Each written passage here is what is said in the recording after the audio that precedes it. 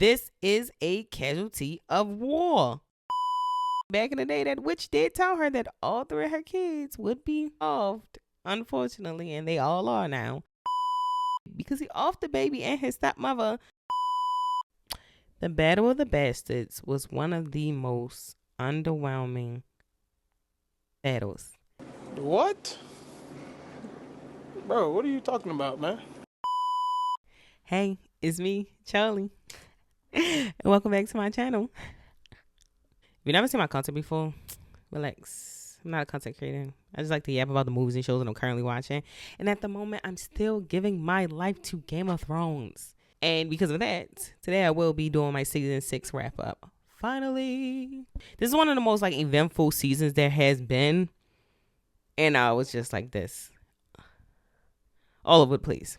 So much happens in this show, so it's easy that I do it the same way I did it the last 2 wrap-ups, where I go King's Landing, the North, the Wall, what's going on with Daenerys, Bran, and Arya, and everybody else that's in between. It's so much that happens in the show and there's so many characters. That's the only way I can keep up. You ever seen my content before? You know that I always got my notes, because I cannot watch this show and keep up with everything without them. So with that being said, got my notes. Okay, so what's happening in King's Landing this season is that religious cult is still running everything. Again, Cersei's is the reason why this has happened. She's who gave them all that power, and again, they control everything. Just like they did in season 5, is the same in season 6. I will say this about season 6, is that Cersei's finally get her revenge and wrap this whole cult thing up at the end of the season. But again, you gotta watch the whole season just for her to get to that part. When Cersei found out that Marcella had been offed on their way back from Dorne this season, I didn't feel bad. Again, like I said last season, this is a casualty of war, okay? You're beefing with Dorne. Not really, but you're beefing with some people who are really important people in Dorne and have the people behind them.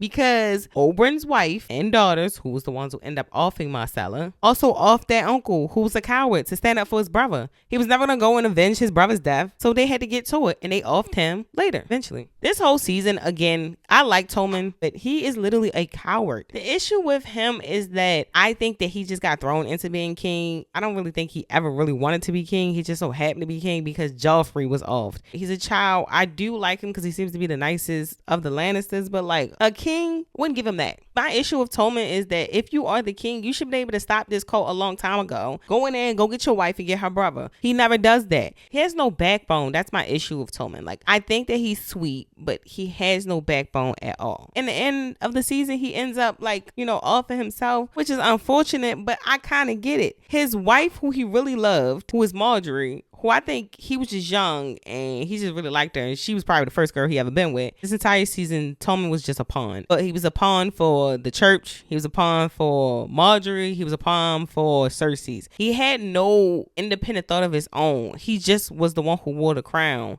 He never got out there and did anything. He never stood up for himself at any moment. When Tommen went Cersei's attend Marcella's funeral, I knew he was a coward right then and there. Because it was you're that afraid. Because I do understand what happened. It ended up holding Cersei's captive. But you was that afraid of the church that you wouldn't even let her go to her own daughter's funeral. That's my issue with him. That's what I'm saying. At some point in time, stand up, be the king. That's why when Marjorie was able to brainwash him into, I guess, letting the cult have even more power, I wasn't surprised by that, because anybody could have went in there and convinced Tommen of doing anything. He was never gonna stand up against nobody. I did feel bad when he ended up offing himself in the end after he had watched because Cersei ended up blowing up the church, which I think was smart, but then also again, Cersei, you caused all of this. You was so upset about how Marjorie was coming in and taking over and having so much power that you literally end up putting y'all underneath this cult because you were trying to get back at her, which ended up turning on you, but then she started turning on them. The person I felt bad for the most is Marjorie's grandma, because Marjorie's grandma seems to really love her granddaughter and her grandson, of course, which is her brother. And then in the end, they all get off in that daggone church when Cersei blows it up with that daggone sunflower seed oil. I didn't really care for the storylines in King's Landing this season, because it's just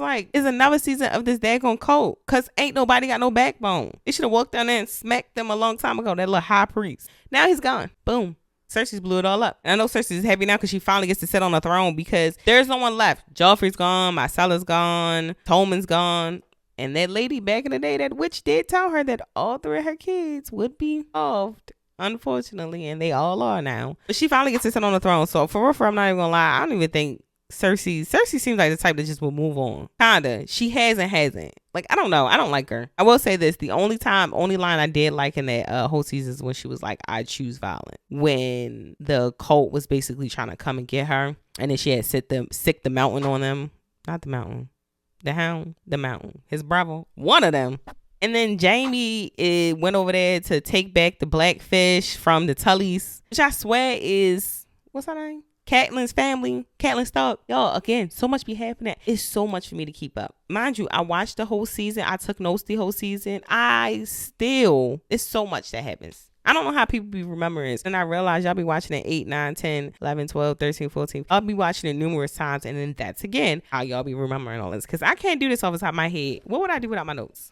And I know Cersei is happy that Marjorie is gone because that was her biggest competition.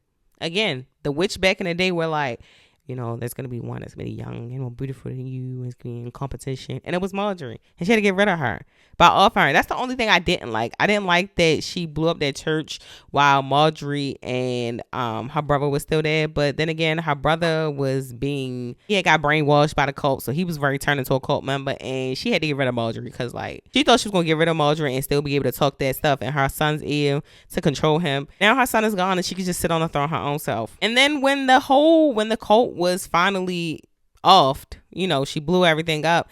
I didn't feel no satisfaction. I was just kind of like, all right, finally, let's wrap this up already, because I literally was sick of the cult. They made King's Landing boring. I will say this. The only thing I did think was very interesting was her letting the mountain torture that nun lady who was torturing her. She was walking out of there and she was like, shame, shame, shame. I was like, all right, Cersei, that one little thing. One. I can't stand Cersei's. I don't know who I can't stand more. I need to figure out my hate, love. I need to figure out who's in that. Okay, so what's going on at the North / the Wall? Because these two this season kind of goes hand in hand a lot. So I'm going to start off with the Wall and then I'm going to go into the North. So we start this season off in the North with Jon being off because the last season he had got off by the Night's Men, the Brothers of the Night's Watch, which I was so devastated about. I was like, no, not Jon. But hero, not really hero. I don't want to give her that. We had, thank God they were there, but for a person that we really didn't want, which ended up being Melisandre, the Red Witch. And ew. We find out this season 2 that she likes some old decrepit lady. There's like, because the necklace she wear, my husband kept saying, pay attention to that necklace. The necklace she wear, I guess, keeps her young. I don't know. It's weird. And then also, whoa, somebody did tell me something. Side note real quick, that Stannis' wife never seen her as a threat because she always saw the truest version of Melisandre. So Stannis saw like the young, beautiful, hot version of her, which is why he slept with her. But in all actuality, his wife the entire time was seeing her as her actual true self, which is the older, decrepit lady. So that's why she was kind of thrown off when she found out that they slept together, I think. That's why when she saw her sitting in the tub, she saw an older lady. She didn't see what we saw, which I thought was like, dang. I actually thought it was a great reveal. Her working her magic, literal magic, and bringing Jon back, that was crazy. And I knew something might have been up that was going to happen because I was like, why do y'all still have Jon just laid out in here on this slab? He was laid out like Bella in Breaking Dawn Part 1. Before they bit her and brought her back and blah blah blah blah blah kind of stuff after she gave birth. This isn't about that, okay? That's just what I thought of when I saw Jon laid out on that daggone slab. Jon coming back and then off, and the Brothers of the Night's Watch will end up turning on him, who had actually offed him. I was like, bye. The only person again that I was like, that I kind of felt bad for was Ollie, because I understood the dynamic between those two. Ollie was like, you want me to care about somebody who was with the people who did dirty on my parents?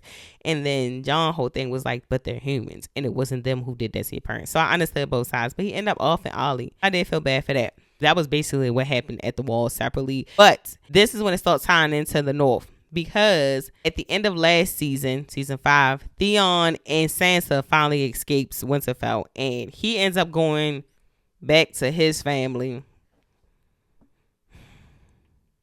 And she goes to the Wall to go find Jon. She finally allows, what's her name? Brienne. She finally allows Lady Brienne to like be her servant because Lady Brienne had made a vow to Catelyn that she will watch over the girls no matter what. And she is the most loyal person. Hold on, no. A couple people that I feel like she is like number one or number two most loyal people in the show. She's very loyal. Sir Jorah Mormont is very loyal. After he decided that he wasn't going to like, do Daenerys dirty. Sir Davos is very loyal.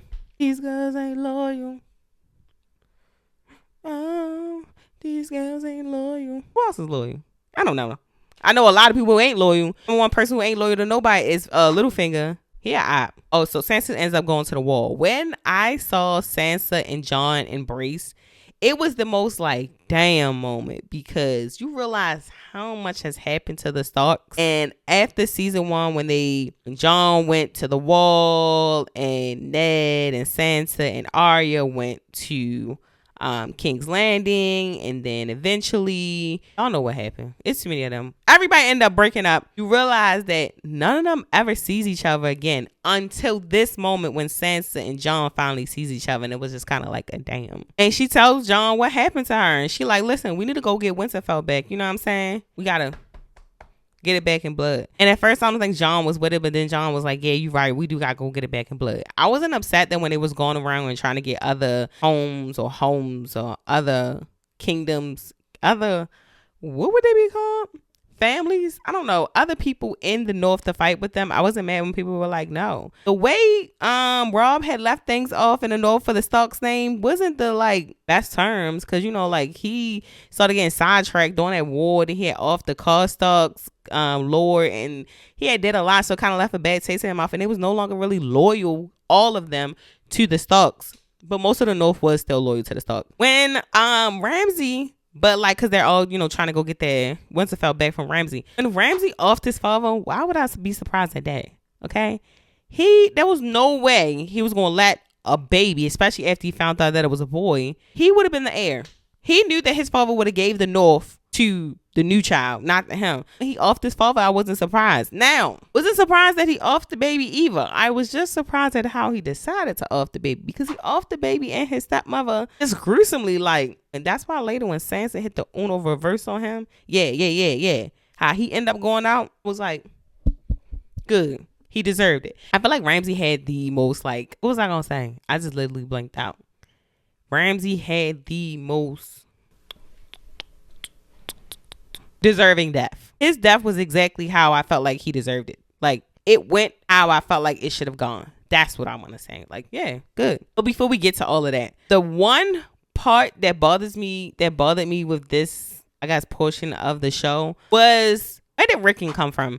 Him and the Wildling girl. Like, I'm not gonna lie, I completely forgot about them after they split ways from Bran. He came back just to be a pawn and end up getting off, and it bothered me so bad when they end up having the Battle of the Bastards. I was like, dang. And I wasn't surprised when Ramsay offed the Wildling girl. I do think that, like, she deserved to go out better.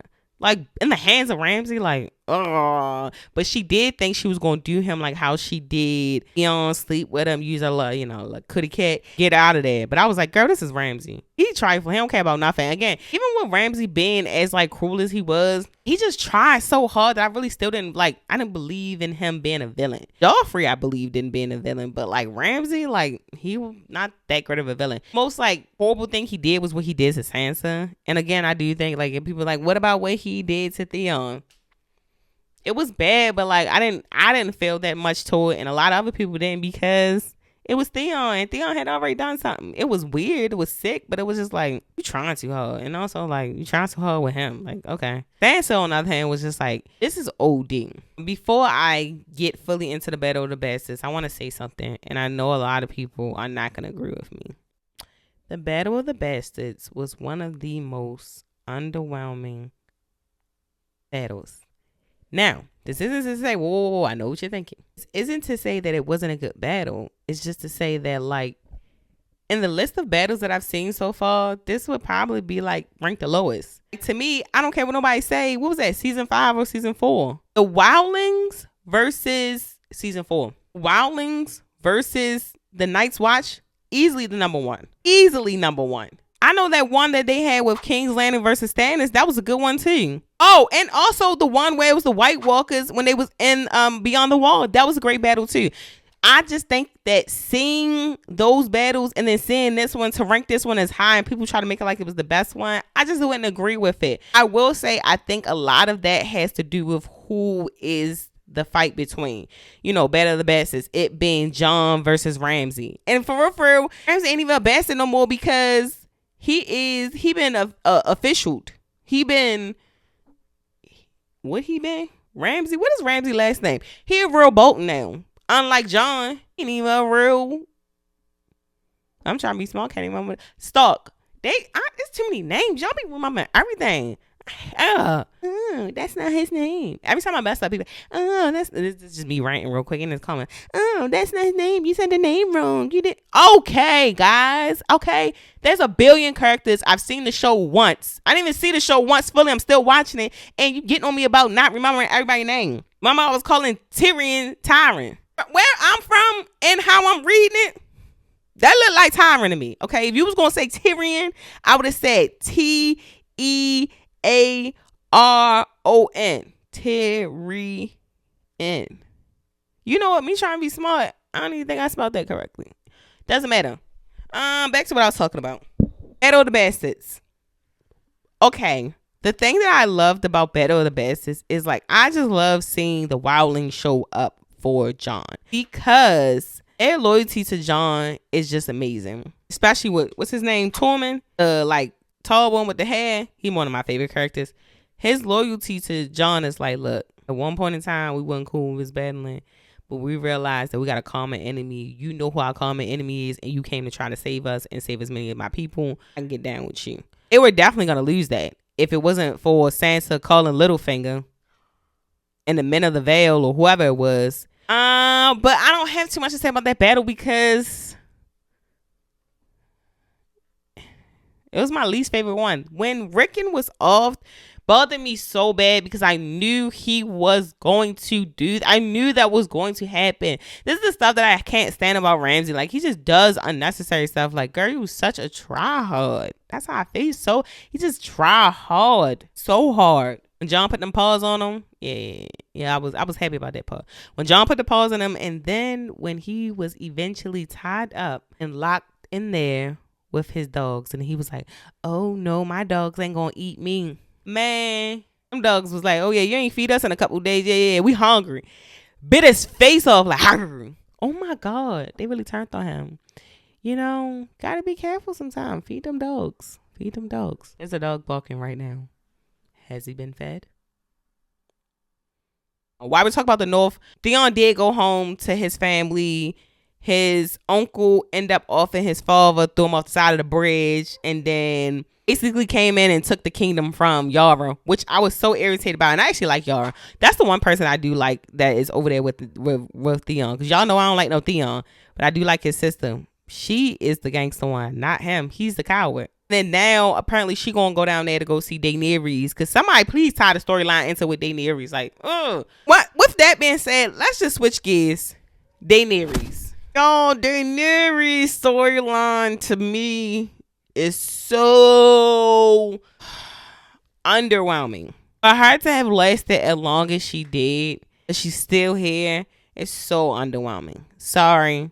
Not sorry. This season, Daenerys got captured by the Dothraki. You know what I'm saying? Remember last season, what happened with her and the Dothraki? Oh, it ended off with her dragon taking her somewhere. She ended up getting captured by the Dothraki. The Java moment and her little boy toy, who was her little helper, her little, little slashy. They go find her, get her back. You know what I'm saying? She does her fire trick. I knew she was going to burn the whole thing down with the Dothraki men who was in there trying to like do her dirty. Now she has more men, like more of a bigger army, because now she has the entire Dothraki. She got her dragons and she got the Unsullied and she got. The only thing that was cool was like, I'm glad she made Tyrion her hand. I have nothing else to give when it comes to Daenerys. Like, I don't think I had nothing to give last season, unfortunately. Now I will say who was very interesting this season, who I was like wasn't as interesting last season. I don't think they wasn't not as interesting. I just didn't understand what was going on. Arya and Bran's storyline, great this season. Arya's first. Let's go with Arya. Arya's down there with the many face gods, man, with the no face, but they got face and they got face and they don't got face. You know what I'm saying? Like Drake said, no face, no face, no face, no face. Them dogs is barking. So it starts off with Arya being blind because she was on punishment because she ended up offing a man that was on her list, but they don't play no games down there with the many-faced girls. You off who they tell you to off, okay? You don't off people who they don't deem should be off at the moment until they say that it should be off. Does that make sense? Okay. All right, this season she was supposed to off this one lady who was a part of this like parody play that was going on about King's Landing. I thought the parody play was cool, right? Until they try to like do Ned Stark dirty. I was like, oh, I don't play about him and I don't like this. Okay. Other than that, I thought the little parody play was like he look kiki look funny. Don't play with Ned Stark. I didn't like that. She was supposed to off one of the main ladies in there. She ended up not doing that and end up being bad for her because one of the girls who was part of her training for the many-faced girls, she don't really like Arya, okay? She been itching, she been itching off her. So when she finally got her chance to be like, look, we gave her a second chance and she turned on us and doesn't listen. Let me go off this girl. But when I say when she found Arya and she poked her up, I would have got a couple more pokings in and Arya would have been gone if she would have jumped off that side of the bridge and jumped in the water. And then the lady ended up getting off anyway because the girl went in there because that's who Arya ended up going back to when she like got off and she was trying to get some help, like whatever, blah, blah, blah. Seek asylum or seek solace. What am I trying to say? She's trying to get help. Arya and the many-faced gods have been parted ways, but hopefully she's learned something from them because they done with her. She go back there, they gonna off her. They done with her. But I did like her story. Like, I don't have too much like to comment. I don't have too much commentary about it, but I enjoyed watching it this season. Oh, Brands was so good. Okay, the part that I like about Brands is that it's been the slowest build. But now that I understand what's going on, it's very interesting. So I realized this. Okay, so I think I understand what's going on. The children of the forest created the White Walkers. Now I understand where they came from. And they created them to help defeat first men who were like cutting down their trees and like their sacred trees and stuff. And then I guess the White Walkers must have peeped what was going on. And then they just started like turning on each other and beefing. So they've been beefing. He finally got to that man in the tree who was a 3-eyed raven. And now he's a 3-eyed raven, which is so cool. But the 3-eyed raven man was gone. Also, I think he was a Targaryen, somebody said, because he has blonde hair. The old man who was there. Paul, that was the most saddest about Bran's storyline is Hodor. And I found out that Hodor's whole purpose was basically to get to this moment and to sacrifice himself for Bran and the girl to get away. I was so hurt. I was just like, dang. When I realized they yelled, hold the door, and it ended up, I think Bran did his power thing in the past, but in the future, and it ended up making them have like a seizure, and it got down from hold the door to Hodor. I was distraught about that because I was like, dang, a character that was just kind of there. He didn't carry them all the way over the wall, through the north, through everything to get him to this very moment, and then to end up being able, then end up having to sacrifice himself. It was like, dang, Hodor. I was sad about that. It was so sad.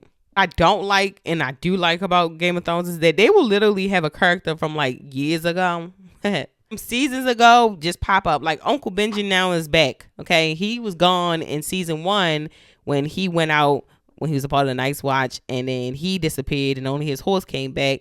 Now he back. He came back and saved Bran. But apparently the children of the forest had like turned him into like, that's one of them because he's not a White Walker. They saved him. So he back now and he up there with him.